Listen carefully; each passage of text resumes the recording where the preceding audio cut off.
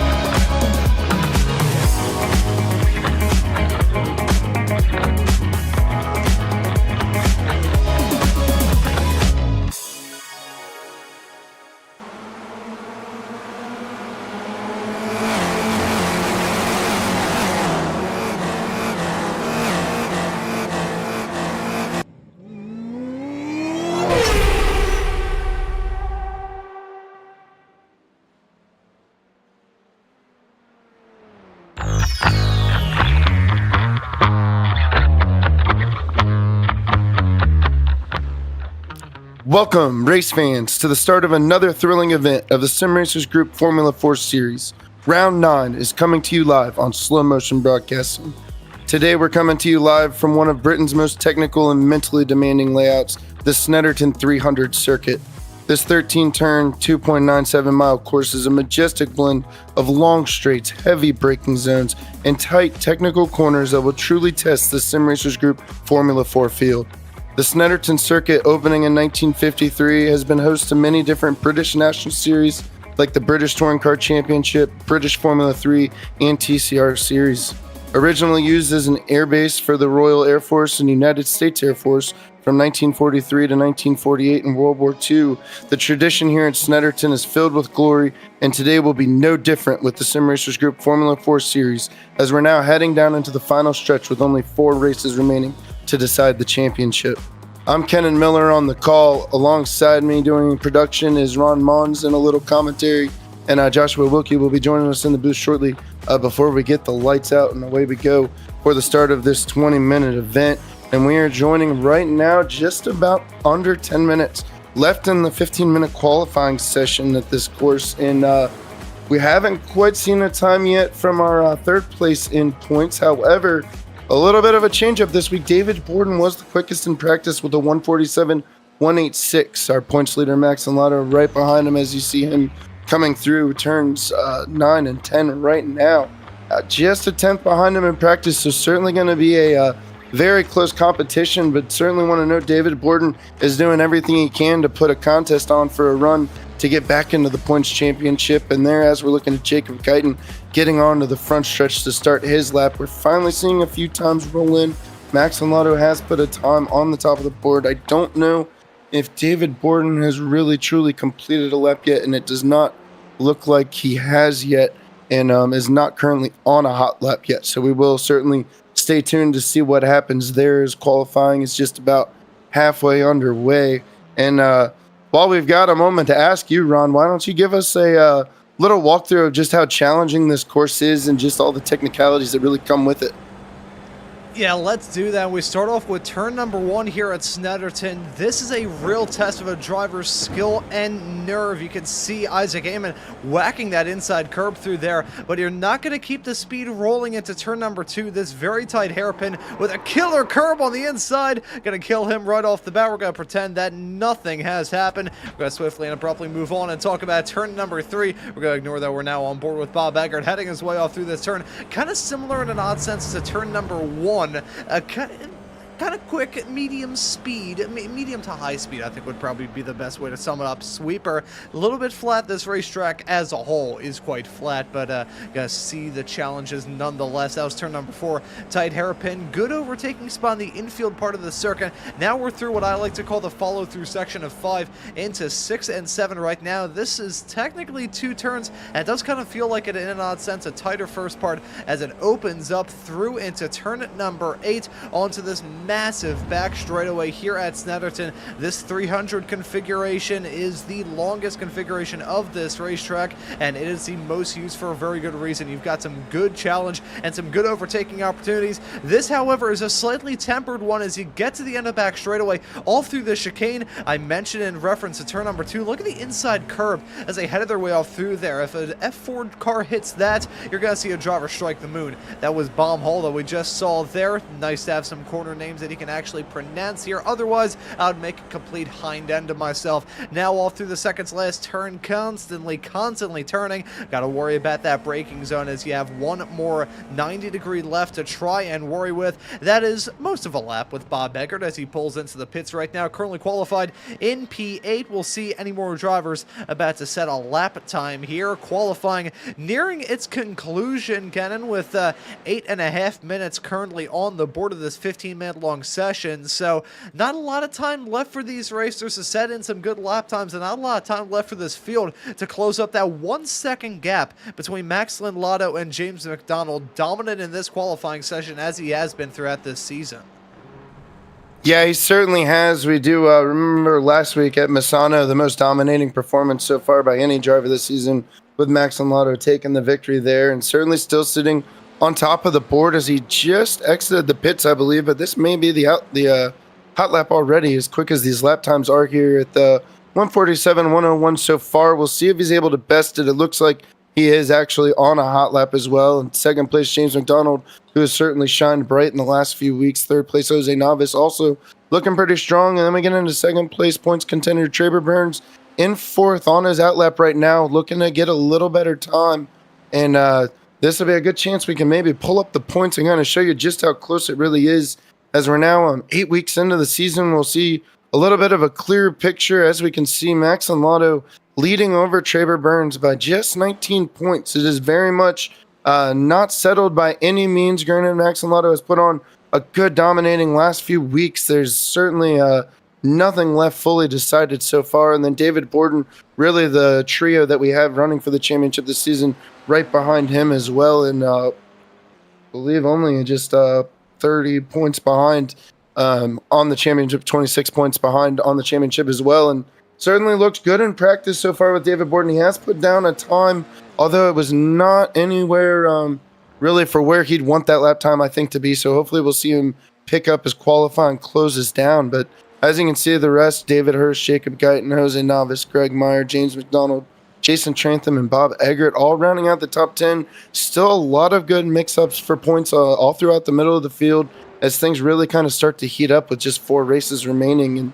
there we do see third place in points. David Borden was quickest in practice, and he has gotten his lap time a little bit closer to Max Lotto, but not quite there as we ride on board, seeing him go down the main back stretch, headed off into that run into turn 9 and 10. And looks like he's on a better lap here, Ron, so we'll have to see what kind of happens. Just under 4 minutes and 8 seconds remaining in qualifying, so you can see whether he can do anything to get himself higher up on the grid standings. But as it stands now, he's sitting about almost 2 seconds off the pace, which seems a little surprising. I just don't think he's quite gotten the time he wants to get. And there we see Tyler Hagan hasn't put a time up yet on the board. Looked like a clean exit and is going for the line, so we'll wait and see what kind of time Tyler Hagan can put on the board. And there he goes across, and not much of a time there, 152.435. Granted, it was a clean lap, and it does look like he's staying on it, so we'll see if he maybe gets a little more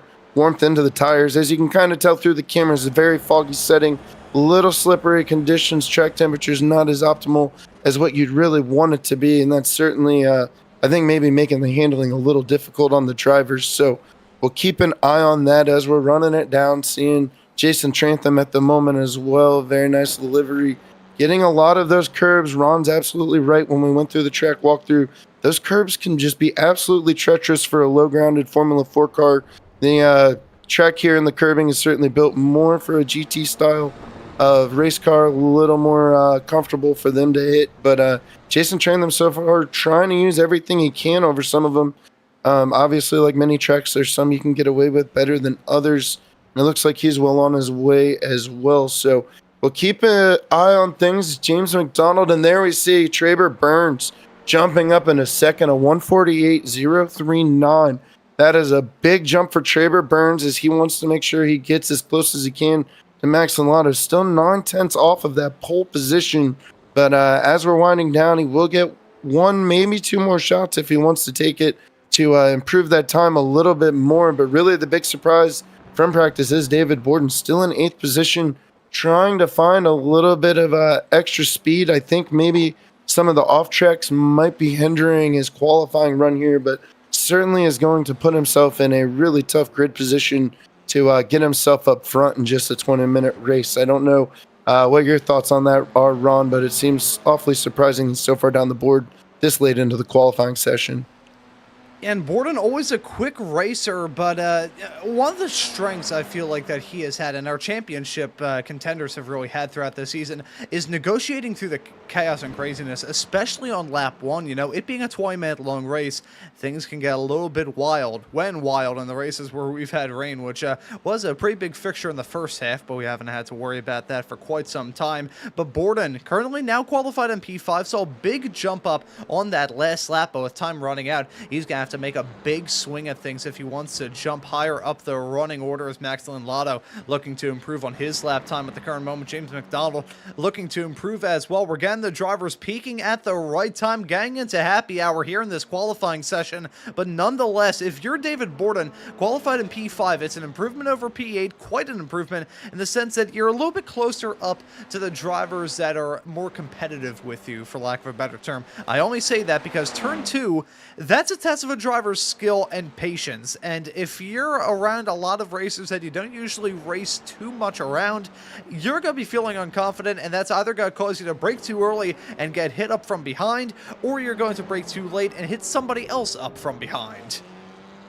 That is an excellent point. This track is it's a very quick run down into turn 2. Sometimes with the speed still getting up, turn 1 isn't really where you'll see the factor. Drivers are able to kind of navigate the corner a little wider and give space, but when it all comes back together into that turn 2 hairpin, that's really where you see collisions collide, and David Borden able to improve the time a little bit with that 148.699.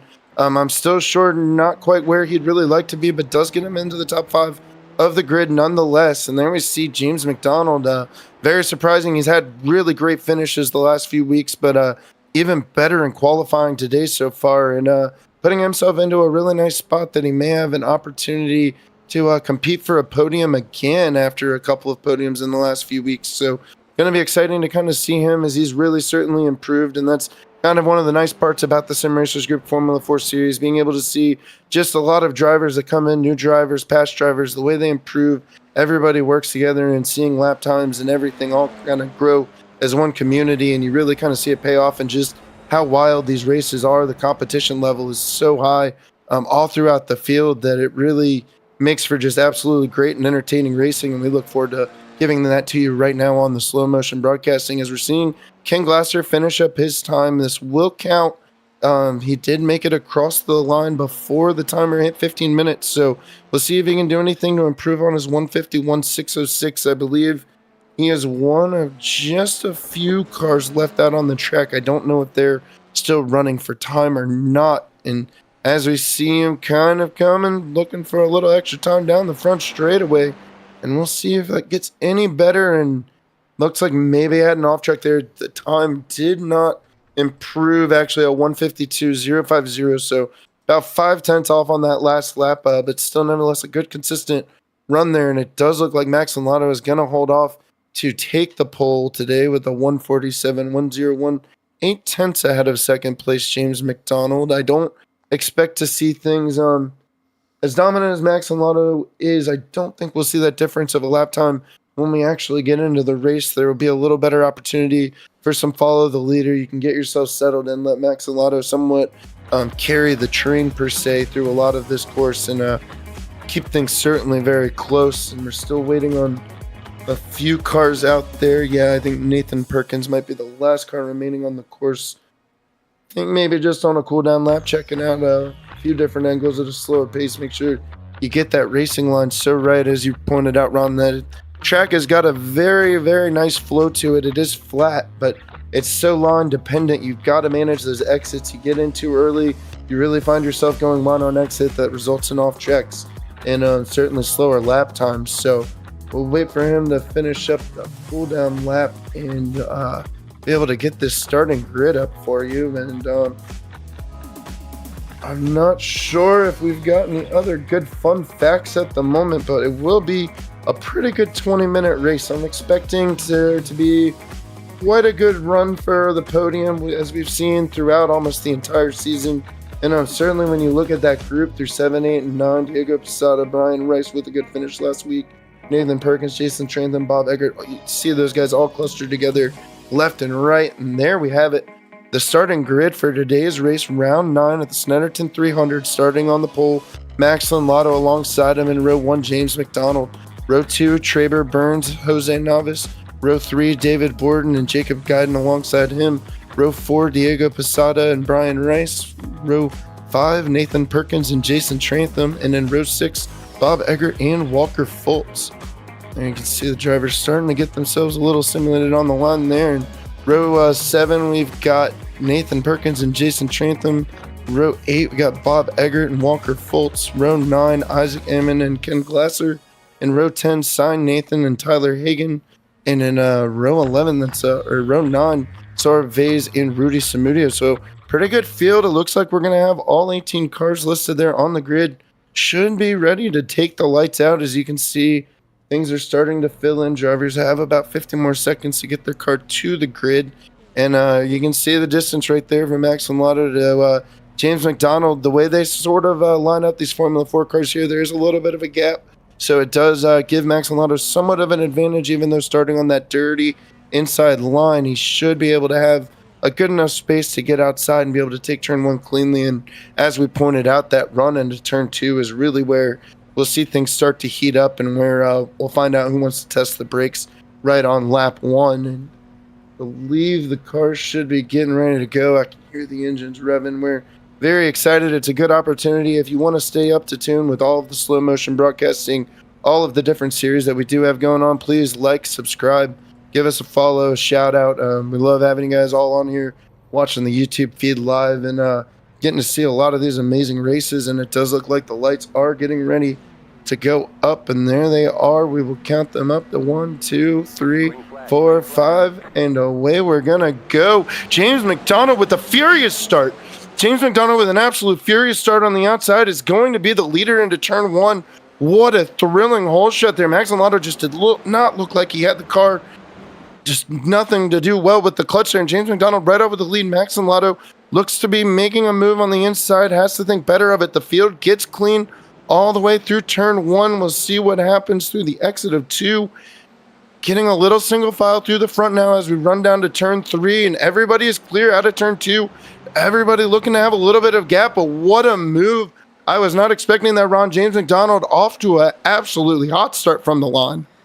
Yeah, a whole shot punch out from James McDonald. I was fully expecting that to be a black flag, but he just nailed it off the line. Fantastic from him. Have had some drivers run into difficulties. Rudy Samudio did not take the start, and Sarah Vase did in the pits. Up at the front, though, McDonald leading as they head their way off in through the second sector of this lap for the very first time in this race. McDonald getting off to a dream start. That's probably one of the biggest punch-out hole shots that I've seen in my entire time covering races. That was insane. I cannot understate how much of a jump that was. I mean, you could see it right off the line. That was a huge gap between those two, and then right away, gunned it. Yeah, that is most likely the greatest open wheel start I have ever seen in the iRacing simulation service. That was absolutely brilliant, and really what James McDonald needed. You can see Max and Lotto sticking right behind him, getting that slipstream down the backstretch as they're rounding out turns 12 and coming into 13 to complete lap 1. James McDonald certainly being able to get that start puts a little bit of a head game, certainly puts the pressure on Max and Lotto to have to fight. And there goes Traber Burns getting a better exit onto the front straightaway. He wants to take second. He's on the left side of Max and Lotto now, and Max and Lotto may have to just somewhat concede and give way to get through turn 1. And he does lift a little early. There goes Traber Burns, but no, he may make a comeback in a crossover. Traber Burns taking the defensive line, headed down into turn 2. David Borden absolutely loving to see this. You can see following right closely behind. That's your top 3 in points, all running 2, 3, and 4, and they're letting James McDonald get away as he's almost opened up the race lead to 1 second after that fight. This has really turned up into everything we never expected to see, and Max and Lotto falling all the way back to 3rd after such a great run on pole position has not had the start he would like to see, and looks at Traber Burns there right up on the rear attenuator, and there's the distance. James McDonald pulling away. You know he likes to see Traber Burns and Max and Lotto dueling it out. There's obviously a high level of competition between those two drivers, slow down for and you may see it throughout the either, and there is a slowdown for Lynn Lotto. He's going to have to find a way to give it back. They are going on to the main straightaway, and you see he kind of pulls wide and may be able to minimize the damage from that somewhat, as you see David Borden will now get by and jump into 3rd. So this has just been a terrible start for Max and Lotto, as he's going to have to climb his way back up 4 positions to get himself into the winning spot. And there we see Jason Trantham going slow, also dealing with the slowdown, it looks like. So a couple cars really using the track limits up every way they can there, and having to suffer the consequences with a little bit of a slowdown. But as we see for the completion of lap,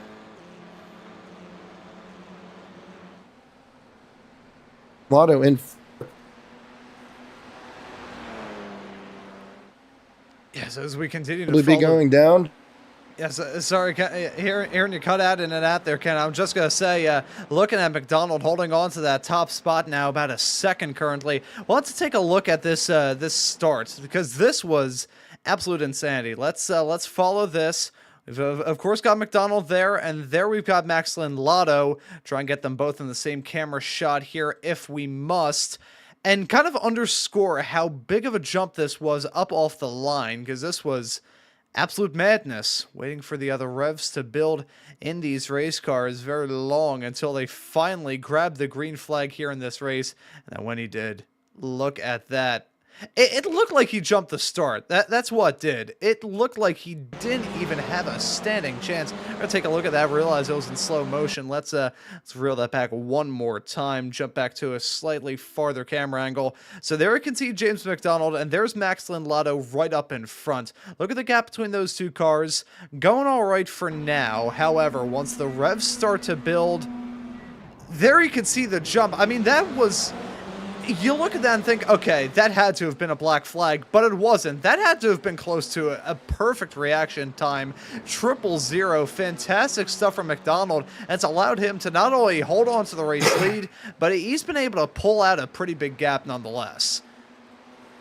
Yeah, absolutely. I mean, that's really just the perfect start. I know a lot of these drivers work with us, some of even the Formula 3 drivers in the Sim Racers group, but work on the starts, trying to understand the clutches. And I mean, between the timing and just the procedure of everything, that was absolutely brilliant by James McDonald. And he's still holding on to that 1 second lead over Trevor Burns and David Borden. But Max and Lotto has made a move back going into one over David Borden and looking to get into the top three. So that is still turning into quite a race, but certainly going to be tough on Max and Lotto. He's lost a lot of time having to do it right. And there goes James McDonald, nearly losing the rear end. He does make a fantastic save, but that is going to give up the lead to Trevor Burns. And now Trevor Burns is in first place, heading down into turn 4 as they're going on. And James McDonald still closely behind, only 3/10, but certainly can kind of show just how hard James McDonald is pushing that Formula 4 machine, really getting the rear end unsettled there out of turn 2, but nevertheless did a fantastic job of not looping it entirely around and saving his race and still having a chance to fight for it again. But that was absolutely fantastic by Trevor Burns to get himself into the lead, putting in a good race. And there you see, I don't know if maybe James McDonald got a little wide, possibly touching the grass. May have been more of unsettling the car than maybe a little too much power. Just let himself get a little too wide. But there, as we see it, Trevor Burns is your now race leader, followed by James McDonald, Max Lotto, David Borden, and Jose Navas, our top 5. As we look off of the race leader's rear wing, Trevor Burns, he's got a little bit of a gap now, opening up to 0.6 of a second. He certainly wants to make the most of having this lead. And I believe as well we may be getting joined by our wonderful partner and also sometimes producer Joshua Wilkie. And to fill you kind of in, it's been a wet and wild race. The top 4 have really slipped and slided. James McDonald with the greatest opening start you'll ever see. And there, as you see, the top 4 as they run, all separated. You could put a blanket over them. They are all so close. It's really still up for anybody's races. We're just over 7 minutes in. Yeah, absolutely. I just jumping in now, coming over from the special event I was just covering there, and it is a bit of a mix-up at the top here. I can see James McDonald, as I'm coming in, just having a bit of a moment getting passed by Trevor Burns. So a little bit of an incident there for the number 26. Looks like, again, now he is definitely under attack from Max Lotto here as well. So perhaps things beginning to kind of return to normal up at the front here, but not going to be so easy to get by James McDonald. We know he's got some speed. Very, very clean and respectful driver as well here, so I don't expect any contact or anything. But you're saying wet and wild. Was there a bit of moisture out there in the beginning they had to deal with, or is that just an expression of how crazy it was at the beginning? The track was dry, but just high humidity, a little foggy, so maybe in that aspect. Yeah. But no precipitation the rest of the season in the Sim Racers Group Formula 4 Series. It was certainly wet and wild the opening half of the season, and Race Control decided that was just a little too much rain, and we agree with them. So we thank them for the much drier conditions, but certainly the fog and the humidity is definitely played into the slipperiness of the racetrack. And Max Lotto was our pole sitter, fell back all the way to 4th, and is starting to work his way up. But even James McDonald is still holding on to Trevor Burns with that 0.6 gap after such a good opening run. But he is certainly getting the pressure from Max Lotto as you see them rounding through 12. We'll see if Max tries to make a move into 13. He locks up the right front. A very difficult lockup for Max Lotto. He's going to fall back a little bit, headed onto the front stretch. That is brutally may even open the door for David Borden to really get there and start to apply pressure as we see them going across the start-finish line, just coming up near a minute away from the halfway point of this race. They go by so quickly. And there, as you see it, Trevor Burns, James McDonald, Max Lotto, and David Borden, your top 4 all in a row. And I think this is kind of where the backstretch somewhat comes into play. If everybody can stay settled, everybody's tight enough that you can somewhat kind of follow the leader. You're not going to lose too much time taking it easy in some of these corners. As long as you're in a good spot, utilize that slipstream down the backstretch and set yourself up for another lap. As there we see Jason Trantham coming out of the turn and back to the front. Trevor Burns still holding on with that 6-7 point, and there goes Trevor Burns. Trevor Burns getting a little loose on the rear end through turn 4. That's huge, and James McDonald has to take it. He has to look for an opportunity. He peeks inside. It doesn't work out, and that's going to open the door for Max Lotto to peek inside and take second. We've got Max Lotto now on the hunt for Trevor Burns, 0.6 behind, and does get by James McDonald. I think David Borden's peeking on James McDonald. And does not get by. David Borden had to fall back a little bit. We'll have to see what maybe happened with that pass there. It looked like David Borden probably locked the car up there going into turn 6. Just did a little too hot. And yeah, we'll check it back with the slow motion broadcasting replay. And there we see David Borden peeking right on the inside. Wants to make the move. And just a little loose on exit, and maybe even a cutting the track he had to lift for there a little bit, but still very certainly much in it. Just had to fall back and conceded to James McDonald after McDonald fell back to third, and that really reiterates just how quickly one set of bad corners can flip behind you. And as we see them all running back after the halfway point, 9 minutes remaining in this race as they come across the stripe, there is Max Lotto looking to make a move on Traber Burns. He's gotten up to 1/10. And certainly on the hunt, our current pole sitter is looking to take the lead back, as I think we're going to go into turn 2. And there you see it. Traber Burns having to take the defensive line again. And we'll see where they get out. Yeah, Traber Burns still holding off. Had to take the defensive line through turn 2. This has been absolutely epic battle all race long so far. And I think Max Lotto, it's a matter of time if he can do it cleanly to possibly open up the chance. He takes a peek, thinks better of it there into turn 4. Traber Burns runs a little wide on exit though. Max not able to do a whole lot with that as they run down through 5 and 6 where we saw a frenzy last time through. And yeah, you can see the distance right there as we look above Max and Lotto. He's just not able to get the pass done, Josh. It seems like he's really having to maybe do a little more setting up to get it done than just outright driving into a corner a little bit harder than the driver in front. Yeah, and that's, honestly a really good way to put it. And that's what I've kind of been seeing here is, as we're going to see here, probably a fairly good pass into a spot where you can get it done here. And that's what I've seen a couple times now, especially, back a little while ago there into into T13. He's going to clip that inside curb.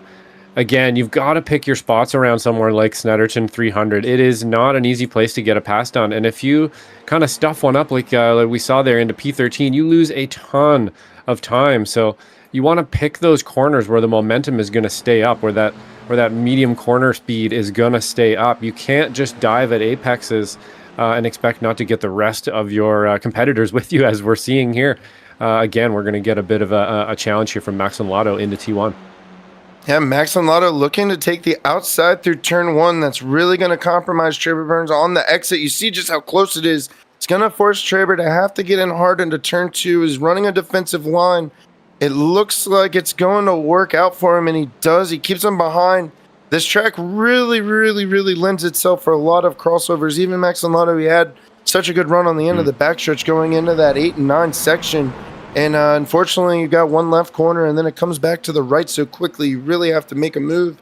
But there you see Traber Burns really running a defensive line right now, holding off Max Lotto and James McDonald and David Borden all right there, waiting for any mistake to happen. They're prepared to pounce. And as we get through, I think we've kind of seen James McDonald maybe a little bit wearing off the tires, driving it just a little hard, as we see kind of going wide through some of the corners. David Borden looking to have to set up a move. It'll be very difficult as they make the run onto the back stretch, but both cars get a nice run, and I would expect to see David Borden maybe attempt the same move like we saw Lotto try on Traber, and he's going to try again, Max Lotto as well into 8 and 9. He is alongside him, maybe not as well. We'll see if he sends it in any harder, and he does. Traber Burns has to run wide, and around goes Borden. Bummer. David Borden goes around trying to pass. McDonald almost collects into Jose Navas, getting back onto the track. Nobody touches, and away it goes. But David Borden now falls back into 6th place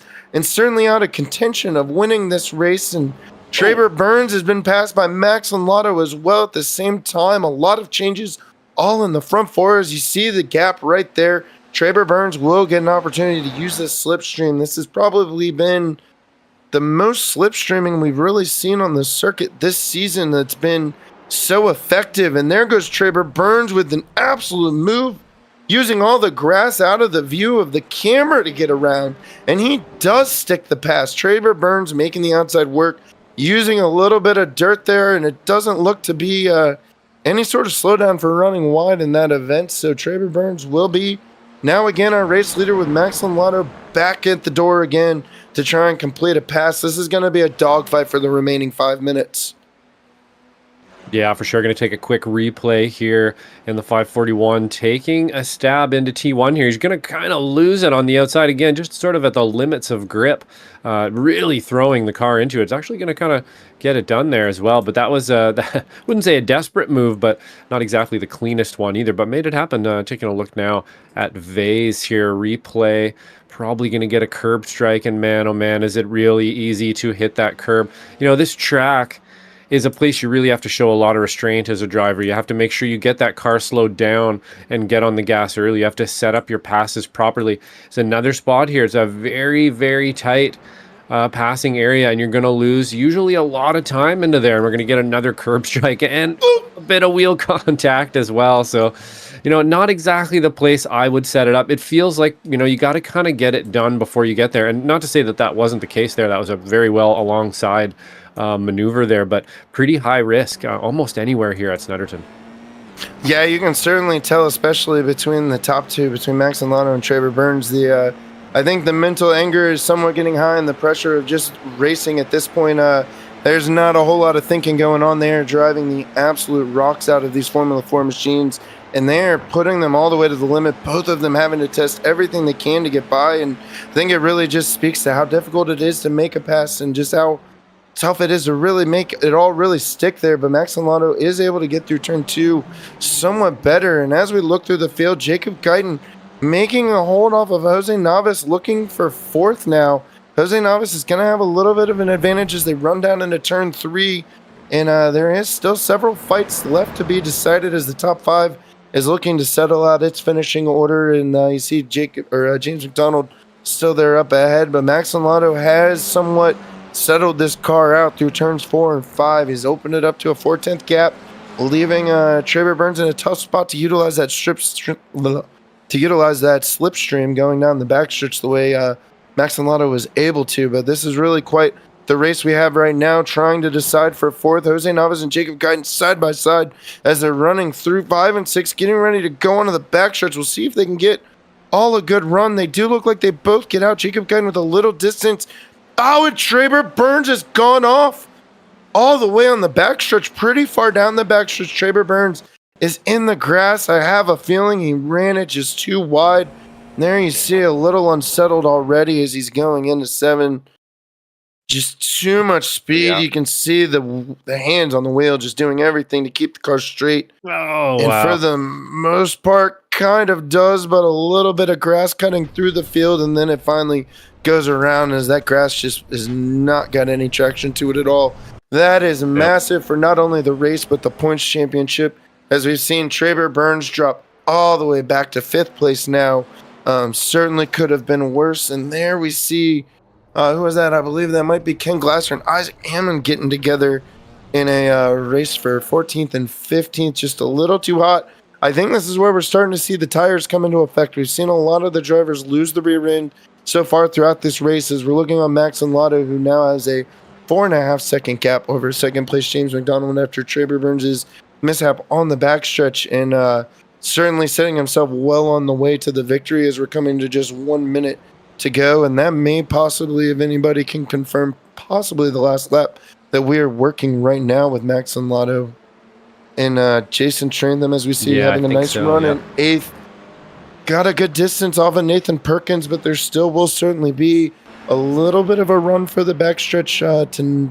Can't say that race is quite settled yet either, as Nathan Perkins and Brian Rice both looking on behind if they can utilize anything in this final lap to complete it. But what a shakeup in the points this will be. Traver Burns doing a good job. There was enough separation to only fall back to 5th. That could have certainly been a lot worse, but those 3 positions are just so crucial in a championship hunt where you really have to be beating Max and Lotto week in and week out to see yourself standing atop it. So that is going to be quite difficult, but I do think we have Max and Lotto rounding through turns 12 and 13 now. Really put on a race, did not have the start that he would have wanted, but he did put together a great back half of the race as he runs across the line. And I believe that will be the victory. There you see, he gives the old champions weave down the front stretch to all the pit crew guys in a 4.8 second win. It's certainly going to look on paper more dominant than it was, but a really rough opening start for Max and Lotto, and he is able to recover and somehow still take the win and really get it out right. 8th, 9th, and 10th there as well. Yes, Trantham peeks out on Posada. Maybe at the line. Oh, I think Diego Posada still got him, but that was quite a run Jason Trantham had. Has really been surprising the entire race just how strong the slipstream has really shown for these cars today. And a lot of drivers have really been able to make it work, as we see Walker Fultz coming across the line in 13th. Isaac Amon finishing up, coming through 12 and 13 now in a pretty good spot to finish in 14th. And we've got a couple more cars looking to complete their final lap from there. But wow, what a race. That was really intense from start to finish. And just really shines just how competitive all this racing is up front through the midfield. You see quite a good race there was for 7th with 4 different cars all involved. And really it was a 4-car race from start to finish throughout the majority of this race, even for the podium. So really good racing overall, Josh. That is really what makes the Sim Racers Group Formula 4 Series just so highly competitive and just such a wonderful league to get to see. Yeah, absolutely, for sure. And we're seeing these guys progress and getting better. You know, this is not, as I keep saying, they're not an easy track for sure. I've been around here a few times in a few different types of machinery. Had a little bit of success around here myself, actually, but it is a difficult place. You really, really have to wrap your brain around it and have a good lap planned and know where you're going to make those passes and make sure they're clean. And, on top of that, you kind of also have to sort of have people who are going to drive clean and allow passes to happen and stuff too, and not just hack down on you. As we saw today, we saw some good passing out there and some good side-by-side racing as well from lots of these guys that I caught here since I've been in. So some pretty good stuff there so far. Yeah, absolutely. And we saw a lot of really close racing. We did see a couple wheel touches, but the cars kept going straight. That's just really what you're going to get when you're competing at such a difficult level. It wasn't really anything egregious from my vantage point on a lot of that racing. Just drivers really having to give it everything they could. You could really almost feel the energy as we're starting to get now. Just 3 races remain in the Sim Racers Group Formula 4 Championship. You could really feel the pressure from the drivers that they have to do something now to put any kind of competition on Max and Lotto. And you could really just feel that energy throughout the race. But as I see, a lot of the cars starting to head down into pit lane, the podium drivers pulling up to the start-finish line for their spectacular weekly victory photo. We will look at the race results, and there it is, our race winner, Max and Lotto, back-to-back wins, I believe possibly 3 in a row. We'll confirm that, winning over James McDonald with a fantastic start. James McDonald had but still 4.8 seconds behind over Max and Lotto when it was all said and done. And Jose Navas getting himself back into the podium. He has really started to shine bright and gotten a lot of speed back into that machine the last few weeks, and really good to see as he takes the bottom step of the podium, followed by David Borden in 4th, Traber Burns in 5th. We saw his unfortunate mishap on that backstretch in the ending points of that race, and Jacob Guyton in 6th, Diego Posada in 7th, Jason Trantham in 8th, Nathan Perkins in 9th, Brian Rice in 10th, Bob Eggert in 11th, Saurabh Vase in 12th, Walker Fultz finishing in 13th, Isaac Ammon in 14th, Ken Glasser in 15th, Sign Nathan in 16th. Then we had Tyler Hagan and Rudy Samudio in 17th and 18th, but I don't think Rudy Samudio did actually take the lights out today. But that is our finishing order, and the drivers starting to get out of their cars. We'll hopefully have a few of them to have a moment to speak with out of it. Yeah, there is some donuts going on maybe after the victory photo. Then maybe Gotta get that a little celebration. Absolutely, yeah. And there you see James McDonald maybe using everything that he can out of the tires of what's left of them. And what an absolutely fantastic race. Yeah, no, that's James McDonald, 3 podiums in a row. I believe it's a 4th, a 3rd, and then a 2nd today. Actually, I believe 2nd last week. I don't have last week's results right in front of me. But really, really, really well done in what he has been doing. And it looks like we may have an opportunity to speak with him as well here in just a couple moments. And believe we've got Jason Trantham, our 8th place finisher. Let's go ahead and see what's going on with Jason. And he almost got to Diego Posada. Let's see how he's feeling on that finishing lap. Hey, Jason, this is Kennan up in the slow motion broadcasting booth. It was a really hard fought finish you had there, almost getting Diego Posada on that final stretch run down the front stretch. Didn't quite get there, but overall a really nice result, up 2 positions from starting 10th today. How are you feeling after today's result, coming up 8th? It was pretty good. I wish I would have started up higher and had more time to qualify higher, but it's still okay. I had to give up a couple positions because I got a time penalty and I was trying to use it up, and I finally had to tap the brakes and let 2 people go by, but I felt like it was okay. Yeah, it looked like it was pretty intense racing really all throughout the field there. A lot of mix-ups and certainly a lot of close runs. The drafting seemed like it had more of an effect at this racetrack than some of the other racetracks we go to with long straightaways where you would think it would be that kind of effect. How do you feel like the draft really kind of helped keep things just so tight and really just so much more competitive, having someone kind of hounding in front and behind you really throughout the entire race?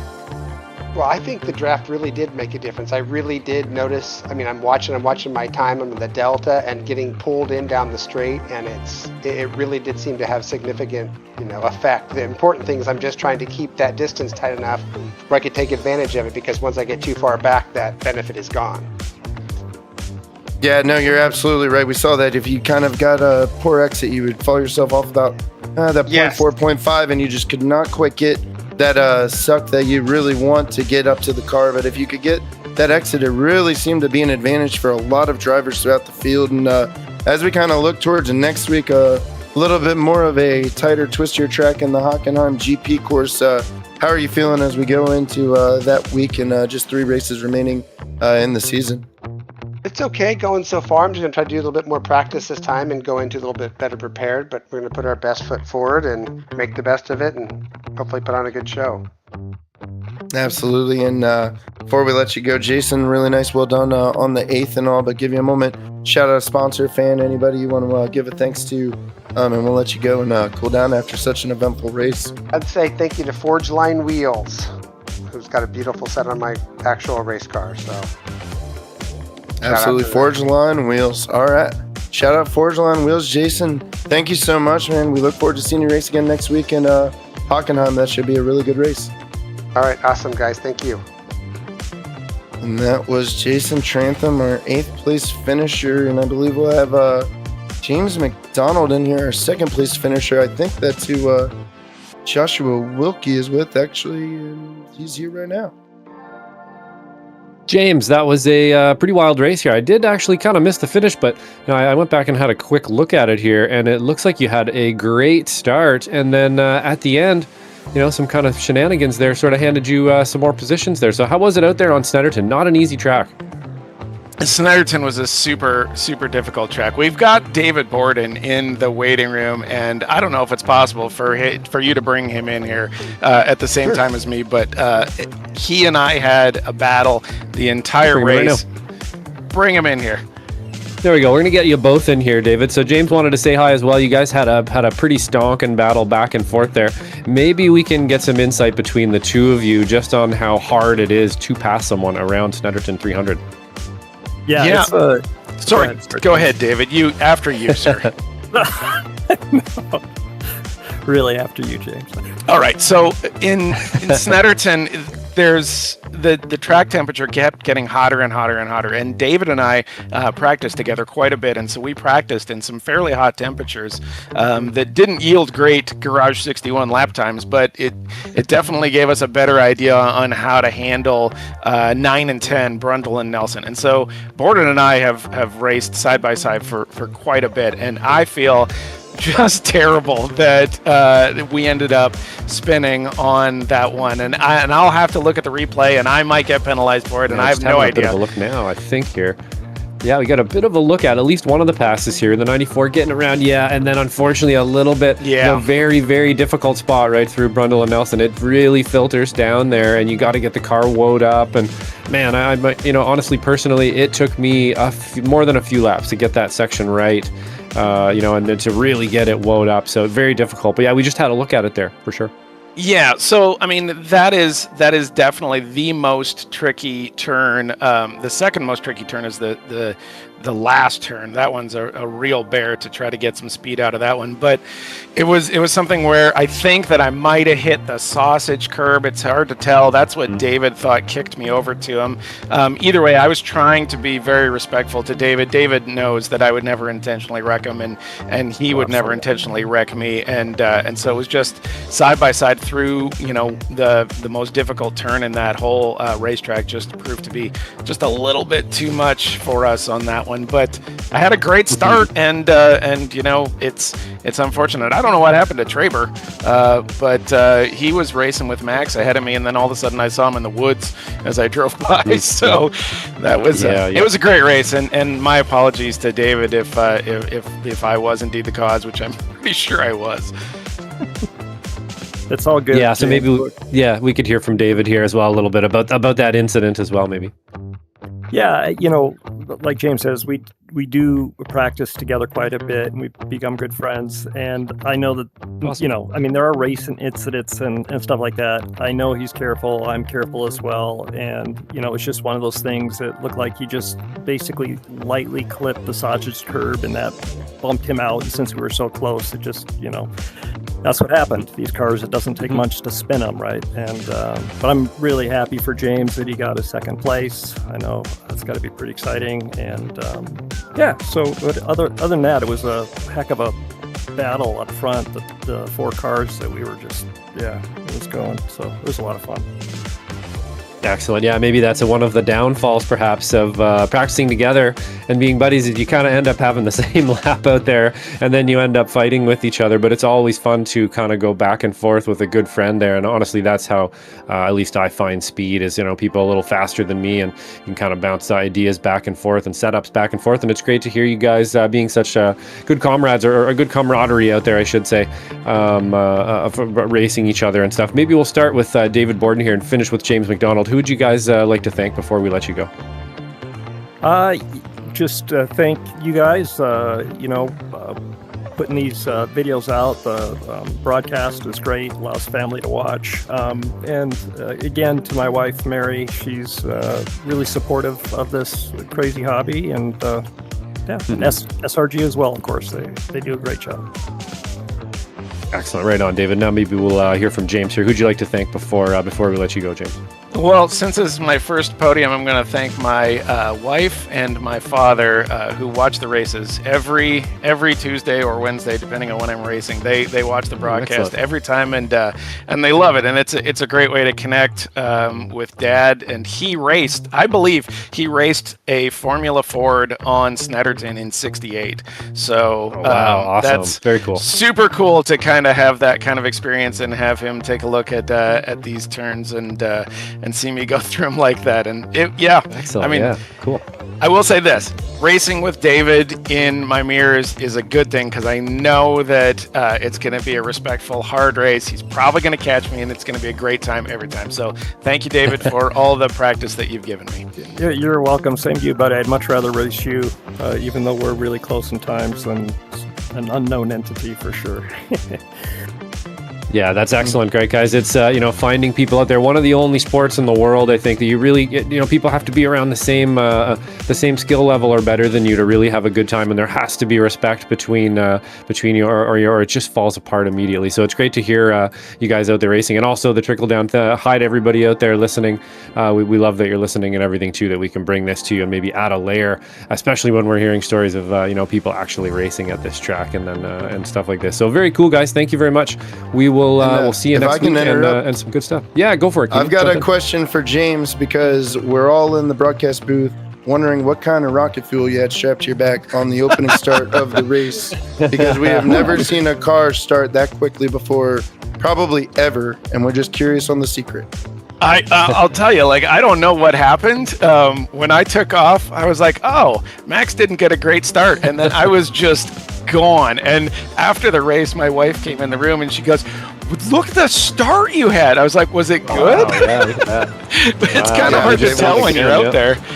It was Yeah, incredible. awesome You start. must have broke out like a racehorse by 6 lengths on the opening start. That was just something magical to watch, and really well done there, and a nice result today in second. Oh, I had the launch set to 34. There's your secret sauce for you. Oh, there we go. Yeah. Write that down, fans. Write that down. Right on, guys. Have a good one. We'll pull you out of the booth here, and we'll see you on the next round, guys. Have a good one. Cheers. Sounds good. And that was James McDonald and David Borden, our second and fourth place second and fifth place finisher, in today's event. And really well done. That was really nice to hear them both in here together. Well done on that interview, Joshua. That was kind of cool to hear the camaraderie, and really what the Sim Racer Group Formula 4 Series really is about. It's as much a community as it is a high stakes racing league. So it is really everything we look forward to, and we look forward to seeing how everything plays out with just 3 rounds remaining at Hockenheim. And it's a good time if you please like and subscribe to the channel so you can follow us on Slow Motion Broadcasting every Tuesday night for the Sim Racers Group Formula 4 Series and all of the other different programs that we have going on throughout the week. Ooh, look at that. And as we see what is upcoming tomorrow night, we have the Sim Racers Group Formula 3 Series. Does that say Bathurst? That is Bathurst in the Formula 3 cars. That will be one to absolutely tune in tomorrow night, 10 p.m. with J.R. Gregory. Absolutely fantastic on the call there. That will be something crazy to see. And then we've got this weekend, Saturday, February 14th. We've got Weekend Warriors Formula V. It's at the Chicago Street Course. Certainly want to maybe to take a little time out of your Valentine's Day in the afternoon and certainly spend it watching the Formula V cars there. That's we are always missing one there too, really Keenan. I good should race. mention we do have also Chicago Street Course with the SRFs on Sunday just before XSLR as well. Not pictured here on this screen, but SRF will also, the Spec Racer Fords Weekend Warriors will also be going to Chicago Street Course, and it is going to be mayhem, but I'll let you keep going here with XSLR. No, that's a fantastic point. The Sunday, the Weekend Warriors, both Saturday and Sunday, always providing good racing. And then Sunday night, we've also got the Cross Series League racing that'll be at Road America. And that has really turned into one of my favorite ways to spend my Sunday nights is watching the Cross Series League racing. It is a really good competitive league and something you want to see. And then next Tuesday, we'll be back here on Slow Motion Broadcasting for the Sim Racers Group Formula 4 as we go to the Hockenheim Ring on the Grand Prix course. And that will be very interesting to see as the season really comes and goes quite fast, as there's only 3 races remaining and still a lot of points positions to be decided throughout the field. It will be quite fun to watch as the competition seems to only get stronger and stronger. But that is all we really have for you today here from the Snetterton 300 circuit. We hope you enjoyed. I'm Kennan Miller. Alongside me was Joshua Wilkie, and all the beautiful productions and replays done by the man Ron Mons. And we look forward to getting to see you next week and throughout all the other broadcasts. And we'll talk to you again from Hockenheim. Good night.